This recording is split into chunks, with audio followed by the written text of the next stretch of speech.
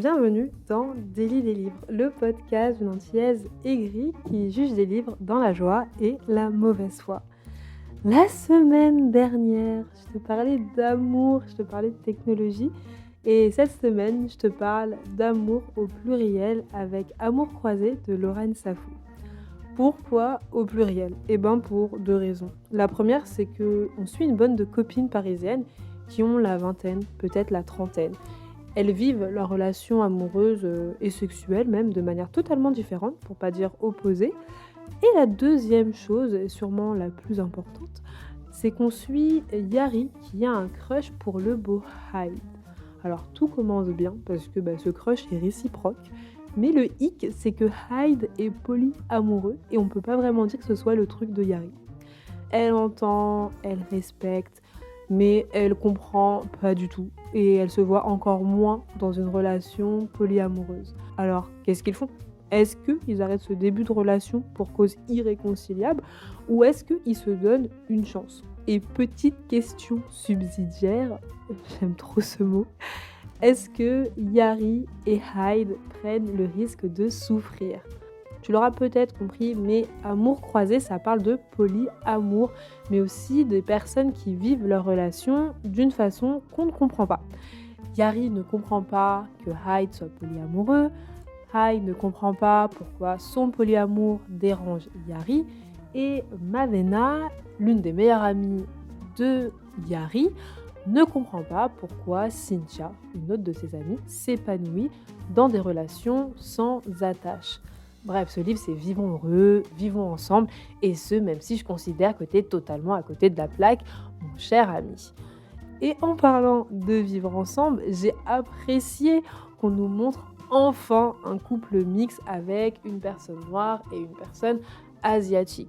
Habituellement, quand je vois des couples mixtes dans tout ce qui est livres, tout ce qui est séries, films, etc., c'est une personne blanche avec une personne non blanche. Alors qu'en réalité, si demain je suis en couple avec une personne d'Afrique subsaharienne, une personne qui vient d'Inde, une personne qui vient du Mexique, je peux t'assurer que notre couple sera plus que mixte parce que il y a très peu de chances que nos familles parlent la même langue et la même culture et peut-être même et la même religion. Donc bref, c'est un détail, c'est pas un sujet qu'on apporte forcément dans le livre, mais c'est quelque chose que j'ai remarqué et donc je voulais le souligner. Par contre, la fin m'a un petit peu laissée pantoise. En tournant la dernière page, je me suis demandé si j'avais compris le message que l'autrice tentait de partager ou si j'étais tout simplement en total désaccord avec elle. C'était trop triste, j'avais aimé tout le livre, genre tout le roman, là j'avais tourné les pages à fond, j'arrive à la fin et je me suis dit « Ah, je sais pas si c'est quelque chose que toi tu as déjà vécu, mais en tournant la dernière page, je te jure que toute ma lecture du roman a changé et pas forcément dans le bon sens en plus, c'est ça qui est triste. J'ai eu le sentiment en terminant le livre que le personnage principal, donc Yari, faisait un énorme pas en arrière. Donc au lieu de fermer le livre avec un sentiment positif, j'étais déçue. Mais malgré cette petite déception, j'aurais tendance à te recommander Amour croisé. C'est un roman graphique avec une palette rose, violette, orange. C'est un peu... Enfin moi c'est comme ça que je l'ai vécu, mais je le vois un peu comme un coucher de soleil, genre vraiment un beau coucher de soleil. Ou sinon, un petit bonbon, vous savez, les petits trucs tout doux, tout beau, un peu nuageux, etc. Enfin bref, je trouvais que c'était super agréable à parcourir. Et en plus de ça, je te recommanderais Amour croisé parce que je veux ton avis sur la fin. C'est un truc super égoïste. Genre, je veux juste pouvoir discuter de la fin. J'ai besoin de savoir comment toi aussi tu as vécu cette fin. Est-ce que cette fin t'a semblé logique ? Est-ce que tu l'as vécue comme une trahison ? Est-ce que tu n'en avais absolument rien à carrer ? I need to know.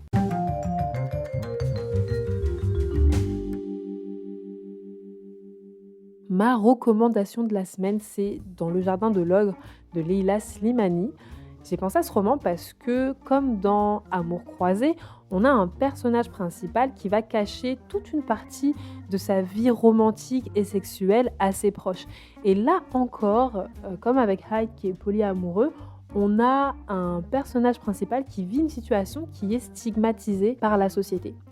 Et voilà, on arrive à la fin de mon avis sur Amour croisé de Lorraine Safou. Si tu as lu ce roman, envoie-moi un DM. Please, envoie-moi un DM sur Instagram à daily-debi. Je veux savoir ce que tu as pensé de cette fin et je veux pouvoir en parler avec toi. En fait, j'ai besoin d'avoir des personnes avec qui parler de cette fin parce que ça m'a vraiment déconcertée. En ce qui concerne le livre de la semaine prochaine, on va parler d'échecs et de rêves brisés. Ce sera vraiment la grosse ambiance. J'espère que mon retour t'aura permis de découvrir ta prochaine lecture ou mieux de t'éviter de perdre ton temps avec un livre qui ne te plairait pas.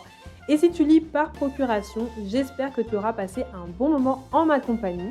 Et si c'est le cas, je t'invite à mettre 5 étoiles au podcast Daily des livres et à le partager à un ami qui a besoin de lecture dans sa vie.